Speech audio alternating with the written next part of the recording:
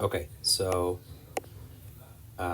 with substitution, what you're doing is the same thing you've been doing as well, just plugging in things. So like you would have done in grade 9 and like before that. The big difference here is we're switching from it just saying x equals 2 or y equals 8 to having a whole equation, two equations side by side. So the easiest one is when you see them both as y equals, and then all it means is we're going to put the second y equals in for the first y.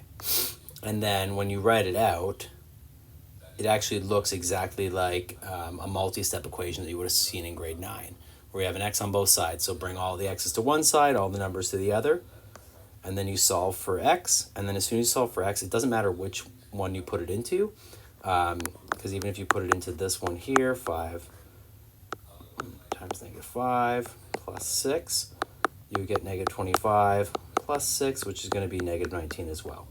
So there's no issue on that part. It's just when you see them both as y equals, you're going to put the second slope and y-intercept into the first y there. The harder ones are the ones that one of them says y equals or one of them says x equals, and the second one is in the standard form where it's not y equals or x equals. But you're going to follow the same approach. We're going to put this whole equation in for the for the other variable that's there. So because it says y equals -x plus 5, you're going to put that into this equation here, and then that replaces the y. So that's why on my next line, it has it completely gone, where the y is no longer there, and it's switched completely with -x and +5. And then I bring that -1 in. Same idea, you solve for x, and then solve for y.